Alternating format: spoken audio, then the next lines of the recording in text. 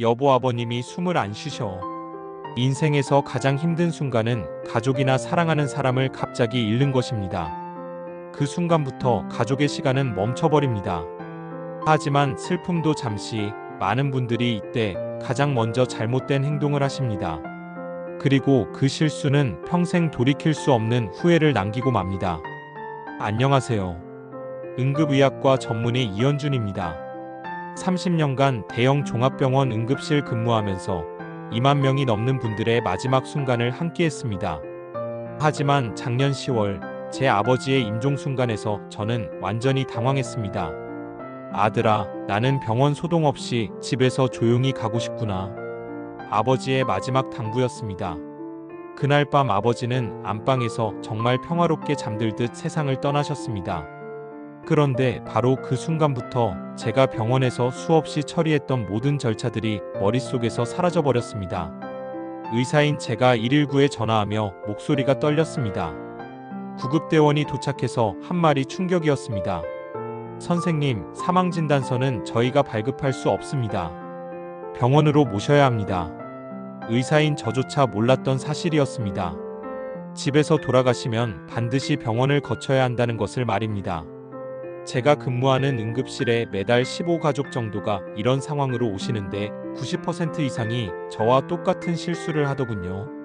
준비 없이 당황하느라 평균 6시간이 지연되고 장례 비용도 180만원가량 추가로 나가게 됩니다.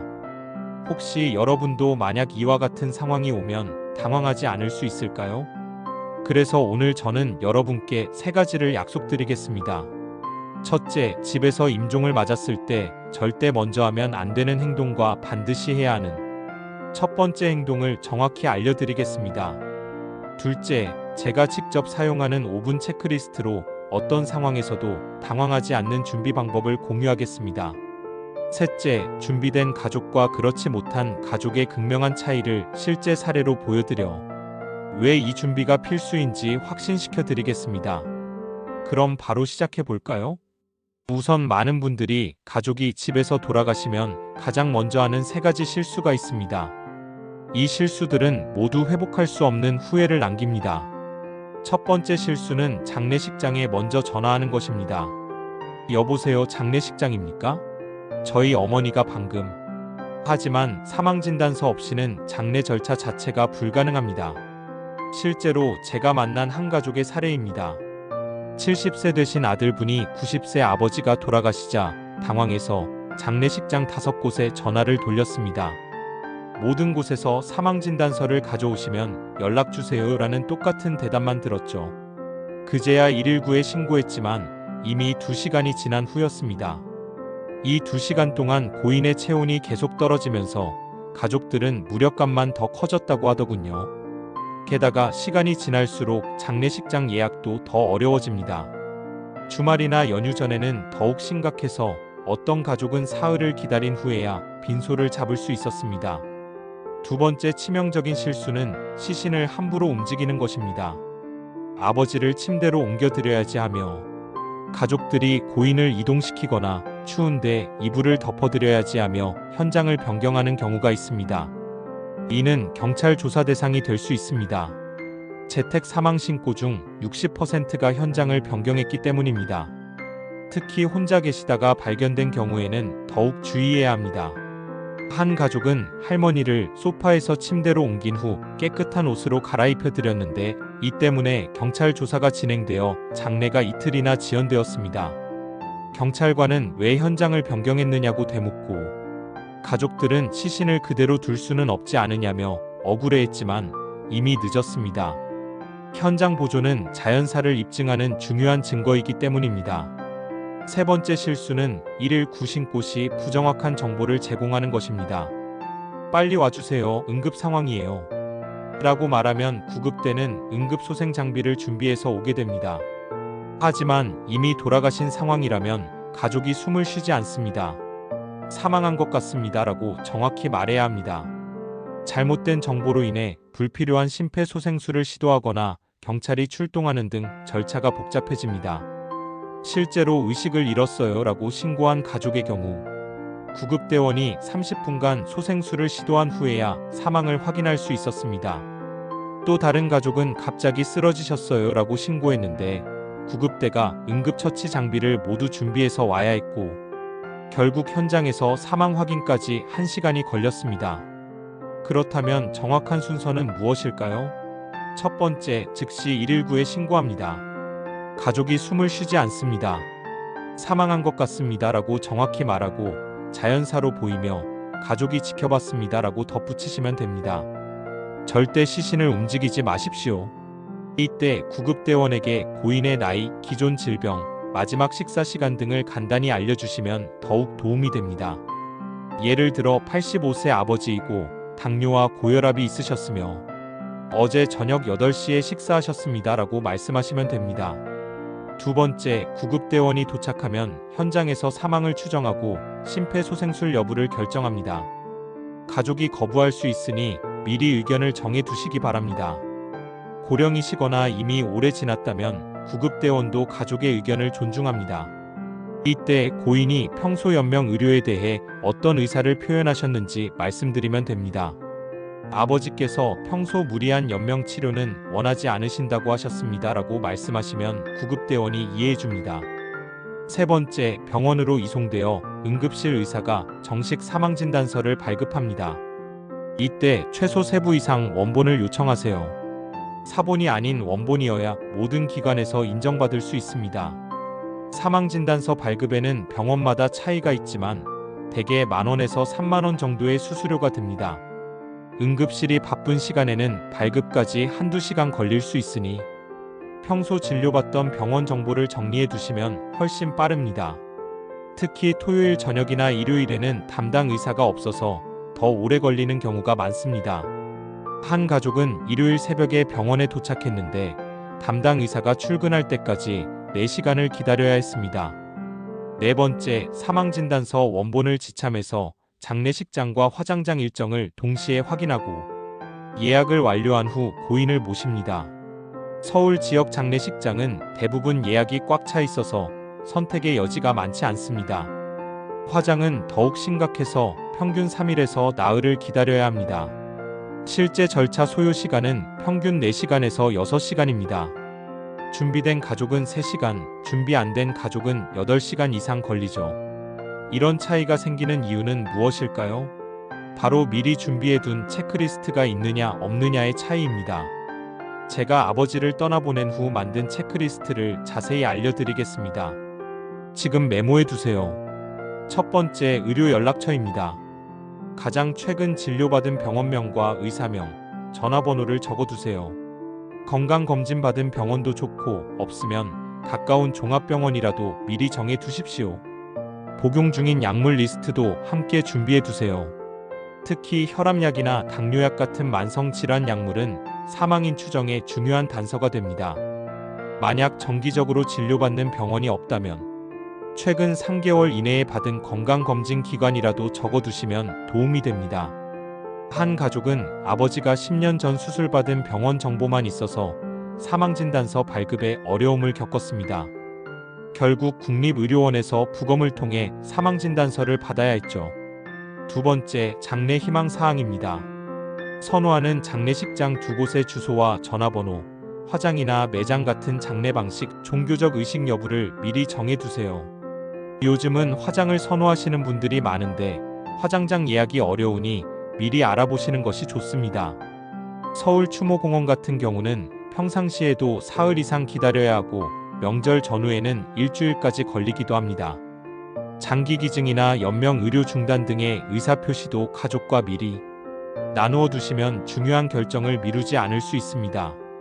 요즘은 사전 연명 의료 의향서라는 제도가 있어서 미리 등록해 두실 수 있습니다. 한 어르신은 생전에 내 장기로 다른 사람을 살릴 수 있다면 기꺼이 기증하겠다라고 하셨는데 가족들이 이를 모르고 있어서 기증 기회를 놓쳤다고 후회하더군요. 세 번째, 필수 서류 위치입니다. 가족관계 증명서, 주민등록, 보험증권과 보험회사별 연락처가 어느 서랍에 있는지 정확히 적어두세요. 보험 서류 정리가 특히 중요한데 어떤 보험에 가입되어 있는지 가족이 모르면 보험금을 받지 못하는 경우가 의외로 많습니다. 생명보험뿐만 아니라 상해보험, 질병보험, 암보험까지 모든 보험을 정리해 두세요. 보험 증권 사본은 따로 정리해 두고 주요 내용은 가족들과 공유하거나 수첩에 적어 두시기 바랍니다. 간혹 가입한 줄 모르고 있던 보험이 발견되어 큰 도움이 되는 경우도 있습니다. 한 가족은 어머니가 돌아가신 후 서랍을 정리하다가 20년 전에 가입한 보험 증권을 발견했는데 보험금이 3천만 원이나 나와서 장례 비용을 충분히 충당할 수 있었습니다. 네 번째, 자동 이체 내역입니다. 전기, 수도, 가스, 통신비, 보험료, 카드 대금 등 월별 내역을 미리 정리해서 가족들과 공유해 두세요. 요즘은 스마트폰으로 간편하게 캡처해서 가족단체 채팅방에 공유하면 됩니다. 특히 휴대폰 요금이나 케이블 요금처럼 매월 나가는 고정비는 사망 후에도 계속 빠져나가니 미리 정리해 두는 것이 중요합니다. 한 가족은 아버지가 돌아가신 후 석 달 뒤에야 아버지 명의로 가입된 인터넷 요금이 계속 나가고 있다는 걸 알았습니다. 연체료까지 합쳐서 10만 원이 넘게 나왔다고 하더군요. 다섯 번째, 비상 연락망입니다. 알려드릴 친척이나 지인, 소속 종교단체, 이웃이나 관리사무소 연락처를 준비해 두세요. 요양보호사나 간병인이 있다면 연락처와 함께 책임자 역할을 할 가족도 미리 지정해 두는 것이 중요합니다. 연락할 사람의 우선순위도 정해두면 좋습니다. 특히 멀리 사는 가족들에게는 미리 상황을 알려두어야 항공편 예약 등을 할 수 있습니다. 한 가족은 시골에 사는 큰아들에게 연락하지 못해서 장례 당일에서야 소식을 전했는데 큰아들이 왜 미리 말하지 않았느냐며 서운해했다고 합니다. 이 체크리스트를 종이 한 장으로 정리해서 중요한 서류함에 보관하세요. 컴퓨터 파일로만 저장하지 마시고 반드시 출력해서 보관하시기 바랍니다. 급한 상황에서는 컴퓨터를 켤 여유가 없거든요. 또한 가족 모두가 이 체크리스트의 위치를 알고 있어야 합니다. 한 가족은 아버지가 체크리스트를 만들어 두셨는데 어디에 보관했는지 가족들이 몰라서 결국 찾지 못했다고 하더군요. 같은 주에 응급실에서 만난 두 가족의 극명한 차이를 말씀드리겠습니다. 월요일 오전 85세 할아버지가 집에서 돌아가셨습니다. 119에 신고했습니다. 주치의는 세브란스 병원 김 교수이고 지난주에 진료받았습니다. 둘째 아들이 종이 한 장을 들고 차분하게 말했습니다. 그 종이에는 병원 연락처부터 장례식장, 화장장까지 모든 정보가 적혀 있었죠. 모든 것이 준비되어 있었습니다. 사망진단서를 2시간 만에 발급받고 사전 예약된 장례식장을 즉시 이용했으며 화장장 예약도 이미 완료되어 있어서 가족 갈등이 전혀 없었습니다. 보험회사 연락도 순서대로 진행했고 필요한 서류도 모두 준비되어 있었죠. 총 소요 시간은 3시간, 추가 비용은 전혀 없었습니다. 가족들은 슬픔에 집중할 수 있었고 할아버지를 존경하는 마음으로 마지막을 준비할 수 있었습니다. 손자가 할아버지께서 미리 다 준비해 주셔서 우리는 편안히 보내드릴 수 있었어요 라고 말하는 모습이 인상적이었습니다. 화요일 새벽 79세 할머니가 집에서 돌아가셨습니다. 어떻게 해야 하죠? 병원은 어디로 가야 하나요? 할머니가 아픈 적이 없어서 가족들은 완전히 패닉 상태였습니다. 아무것도 준비되지 않았더군요. 주치의가 없어서 경찰 신고 후 부검을 검토해야 했고 장례식장 8곳에 통화한 후에야 예약할 수 있었습니다. 화장장 대기로 3일장이 5일장으로 연장되었고 가족 간 의견 충돌로 스트레스만 가중되었죠. 보험 서류를 찾느라 집 안을 뒤지고 할머니가 가입한 보험이 몇 개나 되는지도 파악하지 못했습니다. 심지어 할머니 명의로 자동 이체되던 요금들을 모르고 있어서 나중에 연체료까지 물게 되었다고 하더군요. 가족들은 할머니한테 미안하다, 왜 미리 준비하지 못했을까 하며 자책하고 서로를 탓했습니다. 총 소요 시간은 10시간, 추가 비용은 280만 원이었습니다. 가족들은 슬픔보다는 절차와 비용 때문에 스트레스 받고 서로 탓하게 되었죠. 사전에 준비된 가족이 그렇지 않은 가족보다 평균 장례 비용이 35% 적게 들고 가족 만족도는 78% 높다는 조사 결과도 있습니다. 더 중요한 것은 준비된 가족들이 고인을 존엄하게 보내드렸다는 만족감을 느낀다는 점입니다. 절차보다 더 중요한 것이 있습니다. 바로 작별입니다. 많은 가족들이 임종 직후 즉시 휴대폰을 잡고 이곳저곳 전화하기 시작하는데 그 순간만큼은 오로지 떠나는 분께만 집중하시기 바랍니다. 임종 직후 15분을 황금 시간이라고 부릅니다. 조용히 고인의 손을 잡고 이름을 불러드리며 고생하셨습니다. 사랑합니다라고 말씀드리세요. 가족들이 돌아가며 마지막 인사를 나눈 후 15분 뒤에 119에 신고하시면 됩니다. 이 시간은 의학적으로도 의미가 있습니다. 심장이 멈춘 직후에도 뇌 활동이 완전히 중단되기까지는 시간이 걸리거든요. 마지막 말씀을 들으실 수도 있다는 뜻입니다. 이때 주의할 점이 있습니다. 방안은 어지럽히지 말고 조용히 계세요. 이불이나 옷을 바꾸기 전에는 의료진 확인을 먼저 받으시기 바랍니다. 현장을 임의로 변경하면 경찰 조사 대상이 될 수 있습니다. 특히 혼자 계시다가 발견된 경우라면 더욱 주의해야 합니다. 이 15분이 남은 가족들에게는 평생의 위로가 됩니다. 임종 직후 충분한 작별 시간을 가진 가족의 애도 회복 기간이 평균 3달 단축된다는 연구 결과도 있습니다. 특수한 상황들도 알아두셔야 합니다. 혼자 사시거나 요양보호를 받는 어르신들이 많은데 간병인이 먼저 발견하더라도 보호자인 가족이 119에 신고를 해야 하고 책임자 역할을 할 가족을 미리 지정해 두는 것이 중요합니다. 요양기관에서 돌아가신 경우 의료진이 상주하지 않으면 경찰 신고가 필요한 경우도 있습니다. 간병인 입장에서도 당황스러우니 미리 비상 연락망을 정확히 알려두세요. 한 요양보호사는 담당하던 할머니가 돌아가셨는데 가족 연락처를 몰라서 1시간 동안 어쩔 줄 몰랐다고 하더군요. 장기 기증이나 연명 의료 중단 등의 의사를 밝히셨다면 사전에 등록하거나 가족과 나누는 것만으로도 중요한 결정을 미루지 않을 수 있습니다. 뇌사 판정과 일반 사망의 절차가 다르니 응급실에서 즉시 장기기증센터에 연락해야 합니다. 장기 기증을 희망하신다면 가족들에게 미리 말씀해 두시고 관련 서류도 준비해 두시기 바랍니다. 한 분은 생전에 각막 기증을 서약하셨는데 가족들이 이를 몰라서 기증하지 못했다고 안타까워하셨습니다. 임종 후에는 금융계좌가 즉시 동결되니 공과금 자동 이체나 보험료 납부에 차질이 생길 수 있습니다. 미리 가족과 계좌 정보를 공유하고 필요시 공동명의나 수익자 지정을 해두시는 것이 좋습니다. 특히 부부 중 한 분이 돌아가시면 남은 분의 생활비 문제가 중요하니 미리 준비해 두세요. 한 할머니는 할아버지가 돌아가신 후 계좌가 동결되어 생활비를 못 찾아서 한 달간 큰 어려움을 겪으셨다고 합니다. 오늘 긴 시간 동안 함께 해주셔서 감사합니다. 30년간 응급실에서 수많은 가족을 만나며 하나의 진실을 깨달았습니다. 죽음은 감정이지만 준비는 기술이라는 것입니다. 아버지를 떠나보내며 제가 깨달은 것은 사랑하는 사람의 마지막을 어떻게 준비하느냐가 그분의 존엄성을 지키는 마지막 방법이라는 점입니다. 오늘 당장 해야 할 3가지를 약속해 주세요. 첫째, 가족과 함께 5분 체크리스트를 작성하세요. 어색하더라도 나중에 우리 어떻게 인사할까? 라고 대화를 시작해 보시기 바랍니다.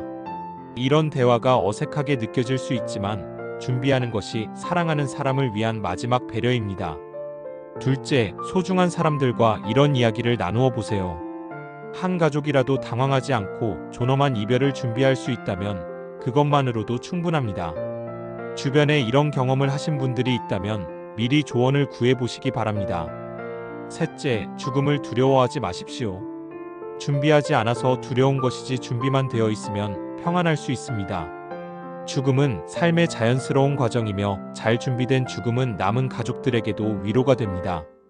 한 어르신이 제게 하신 말씀이 있습니다. 선생님, 죽음은 끝이 아니라 완성이더군요. 내가 살아온 인생을 어떻게 마무리하느냐, 그게 진짜 마지막 선물이죠. 여러분 모두가 그런 아름다운 완성을 준비하시길 바랍니다. 오늘 말씀드린 체크리스트를 작성하시고 가족과 함께 대화해 보세요. 그것이 사랑하는 사람을 위한, 그리고 남겨질 가족을 위한 가장 소중한 선물이 될 것입니다. 오늘 이 시간이 여러분의 새로운 시작이 되기를 바랍니다. 그리고 이 영상이 조금이나마 도움이 되었다면 구독과 좋아요 부탁드립니다. 여러분의 작은 응원이 더 많은 분들에게 이 메시지를 전할 수 있는 힘이 됩니다. 그럼 다음 영상에서 뵐게요. 여러분의 행복하고 활기찬 노년을 진심으로 응원합니다. 오늘도 빛나는 하루 되세요.